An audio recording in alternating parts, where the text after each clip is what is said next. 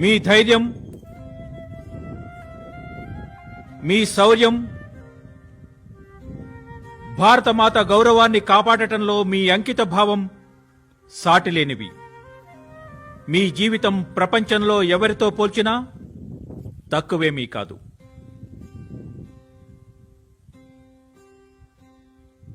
ఈ క్లిష్ట పరిస్థితుల్లో తల్లి భారతిని రక్షించటం ద్వారా మీరు భారతమాత సేవ చేస్తున్నారు. ఇలాంటి సేవలో ప్రపంచంలో ఎవరూ మీతో పోటీ పడలేరు. మీ ధైర్యం మీరు నిలబడిన స్థలం కంటే ఉన్నతమైంది. మీరు ప్రతిరోజు అడుగులు వేసే లోయ కంటే మీ సంకల్పం బలంగా ఉంటుంది. మీ చేతులు మీ చుట్టూ ఉన్న రాళ్లలాగే బలంగా ఉన్నాయి. మీ సంకల్పం చుట్టుపక్కల ఉన్న పర్వతాలలాగా బలమైంది. ఈరోజు మీ మధ్యకి రావటం ద్వారా నేను దాన్ని అనుభవిస్తున్నాను. నేను స్వయంగా నా కళ్ళతో చూస్తున్నాను. మిత్రులారా, దేశ రక్షణ మీ చేతుల్లో ఉన్నప్పుడు మీ బలమైన అంకిత భావంపై ఆధారపడి ఉన్నప్పుడు అప్పుడు మీపై పూర్తి నమ్మకం ఉంటుంది. నాకు మాత్రమే కాదు, దేశం మొత్తం మీపై అచంచలమైన విశ్వాసం కలిగి ఉంది. ఇప్పుడు దేశం నిశ్చింతగా ఉంది. మీరు సరిహద్దులో ఉన్నప్పుడు చేసే కృషి ప్రతి భారతీయుడు దేశం కోసం పగలు రాత్రి పనిచేయడానికి ప్రేరేపిస్తుంది. మీ త్యాగం, బలిదానాలు, కృషి కారణంగా దేశం స్వయం సమృద్ధి చెందటం పట్ల సంకల్పం మరింత దృఢంగా మారుతుంది. ఇప్పుడు మీరు మీ సహచరులు ప్రదర్శించిన సాహసం వల్ల భారతదేశం బలం ఏమిటో ప్రపంచానికి తెలిసింది. ప్రస్తుతం నేను మహిళా సైనికులను కూడా ఇక్కడ చూస్తున్నాను. యుద్ధ భూమిలోనూ సరిహద్దులోనూ ఈ దృశ్యం మిమ్మల్ని ప్రేరేపిస్తుంది. మిత్రులారా, జాతీయ కవి రామ్ధారీ సింగ్ దినకర్ గారు ఇలా రాశారు: ఎవరి సమరనాదాలు సమ్మతమో వారి వల్లే భూమి నిలబడింది. కలమా వారికి ఈరోజు జయం పలుకు. కలమా వారికి ఈరోజు జయం పలుకు. కాబట్టి ఈరోజు నేను మీకు జయ కొడుతున్నాను. మీకు అభినందనలు తెలియచేస్తున్నాను. గాల్వన్ లోయలో అమరవీరులైన సైనికులకు నేను మళ్లీ నివాళి అర్పిస్తున్నాను. దేశంలోని తూర్పు, పడమర, ఉత్తర, దక్షిణ దిశల నుండి దేశంలోని ప్రతి మూలలోని వీరులు తమ శౌర్యాన్ని ప్రదర్శించారు. వారి శక్తికి, యుద్ధధ్వనులకు భూమి ఇంకా జయధ్వానాలు చేస్తూ ఉత్సాహపరుస్తోంది. ఈరోజు ప్రతి దేశస్థుడి తల మీ ముందు, దేశానికి చెందిన ధైర్య సైనికుల ముందు గౌరవంగా నమస్కరిస్తుంది. ఈరోజు ప్రతి భారతీయుడి ఛాతీ మీ ధైర్య పరాక్రమాల కారణంగా ఉప్పొంగిపోతోంది. మిత్రులారా, సింధు నది ఆశీర్వాదం వల్ల ఈ భూమి పునీతగా మారింది. ధైర్యవంతులైన వీరపుత్రుల శౌర్య పరాక్రమాలు ఈ దేశ చరిత్రలో భాగమయ్యాయి.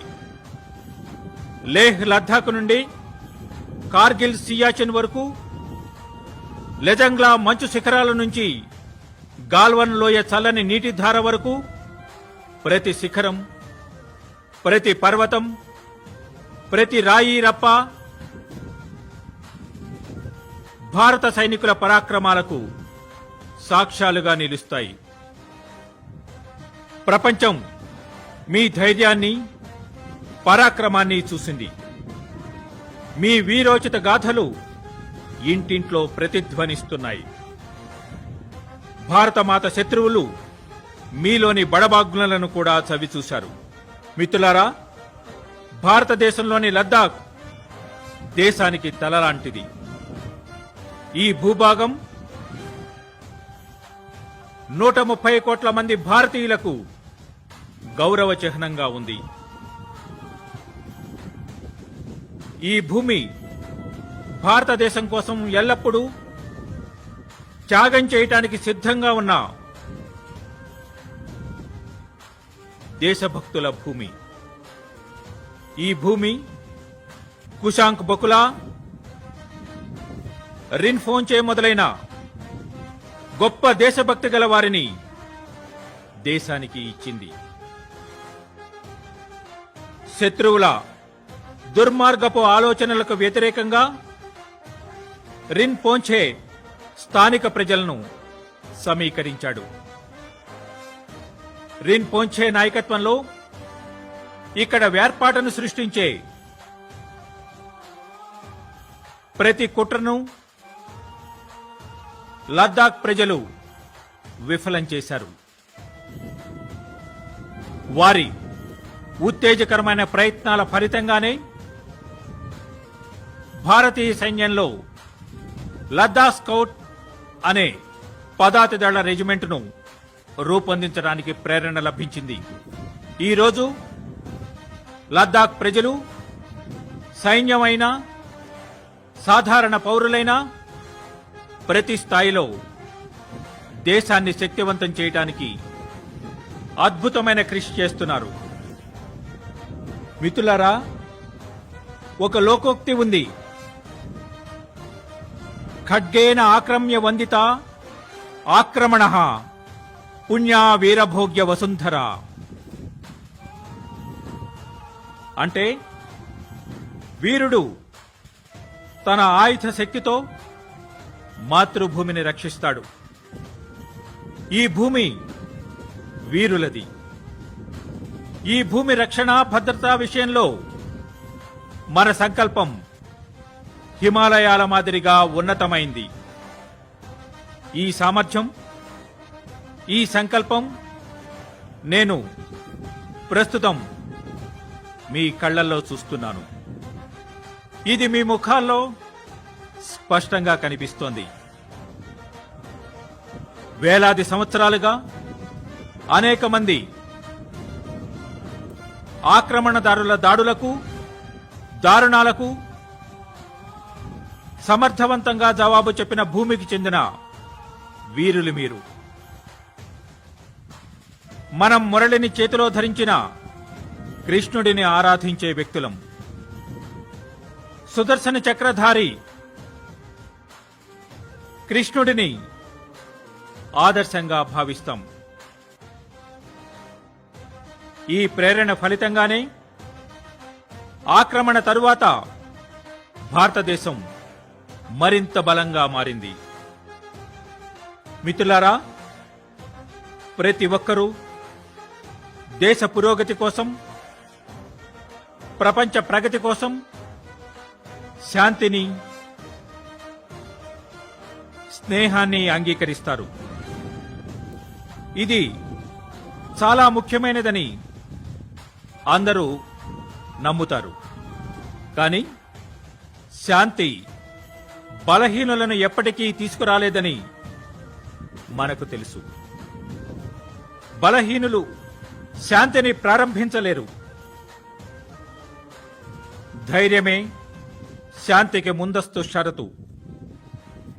నీరు, భూమి, ఆకాశంతో పాటు అంతరిక్షానికి కూడా భారతదేశం తన బలాన్ని విస్తరిస్తోంది. దాని వెనుక ఉన్న లక్ష్యం మానవ సంక్షేమం. భారతదేశం నేడు ఆధునిక ఆయుధాలను తయారు చేస్తోంది. ఆధునిక సాంకేతిక పరిజ్ఞానాన్ని భారత సైన్యానికి అందచేయటం వెనుక ఉన్న భావన అదే. భారతదేశం ఆధునిక మౌలిక సదుపాయాలను వేగంగా నిర్మిస్తోంది. దాని వెనుక ఉన్న సందేశం కూడా అదే. ప్రపంచ యుద్ధాన్ని మనం గుర్తుంచుకుంటే యుద్ధమైనా, శాంతి చర్చలైనా వివిధ సందర్భాలలో ప్రపంచం మన వీరుల శక్తిని చూసింది. అవసరమైనప్పుడు ప్రపంచ శాంతి కోసం మన వీరుల కృషిని కూడా అనుభవించింది. మనం ఎల్లప్పుడూ మానవత్వం కోసం, మానవత్వ పరిరక్షణ కోసం, జీవితం కోసం పనిచేశాం. భారతదేశం యొక్క ఈ లక్ష్యాన్ని, సంప్రదాయాన్ని, ఈ అద్భుతమైన సంస్కృతిని స్థాపించిన, కొనసాగించిన నాయకులు మీరందరూ. మిత్రులారా, మహాత్ముడు తిరువల్లువార్ కొన్ని వందల సంవత్సరాల క్రితం చెప్పారు, మహారా మానమాండ్ బడీ చేలా కుటుంయే నా నానగే ఏమం పడాయి కహా అని. అంటే శౌర్యం, గౌరవం, గౌరవప్రదమైన ప్రవర్తన కలిగి ఉండే సంప్రదాయం, విశ్వసనీయత, ఈ 4 లక్షణాలు ఏ దేశ సైన్యానికైనా ప్రతిబింబాలు. భారత దళాలు ఎప్పుడూ ఈ మార్గాన్ని అనుసరిస్తున్నాయి. మిత్రులారా, విస్తరణవాద శకం ముగిసింది. ఈ యుగం వికాసవాదానిది. వేగంగా మారుతున్న సమయంలో వికాసవాదం మాత్రమే సరైనదిగా ఉంటుంది. భవిష్యత్తుకు ఆధారం వికాసవాదమే. గత శతాబ్దాలలో విస్తరణవాదం మానవాళికి గొప్ప హాని చేసింది. మానవత్వాన్ని నాశనం చేయటానికి ప్రయత్నించింది. విస్తరణవాదం ప్రపంచ శాంతికి ఎప్పుడూ ముప్పు కలిగిస్తుంది. మిత్రులారా, మర్చిపోవద్దు, అటువంటి శక్తులు చెరిపివేయబడతాయని చెప్పేందుకు చరిత్రే సాక్ష్యం. ఇది ఎల్లప్పుడూ ప్రపంచ అనుభవమే. ఈ అనుభవం వల్లే ఇప్పుడు మళ్లీ ప్రపంచం మొత్తం విస్తరణవాదానికి వ్యతిరేకంగా దృష్టి పెట్టింది. నేడు ప్రపంచం వికాసవాదానికి అంకితమైంది. అభివృద్ధి కోసం బహిరంగ పోటీని స్వాగతిస్తోంది. మిత్రులారా, దేశ రక్షణకు సంబంధించిన ఒక నిర్ణయం గురించి ఆలోచించినప్పుడు నేను మొదట 2 తల్లులను గుర్తుంచుకుంటాను. మొదట మనందరి భరతమాత, తర్వాత మీలాంటి శక్తివంతమైన యోధులకు జన్మనిచ్చిన ధైర్యవంతులైన తల్లులు. నేను ఆ 2 తల్లులను స్మరించుకుంటాను. ఇదే నా నిర్ణయానికి ప్రమాణం. ఈ ప్రమాణాన్ని అనుసరించి మీ గౌరవం, మీ కుటుంబం పట్ల గౌరవం, భారతమాత రక్షణకు దేశం అత్యధిక ప్రాధాన్యతనిస్తుంది. సైనిక దళాల కోసం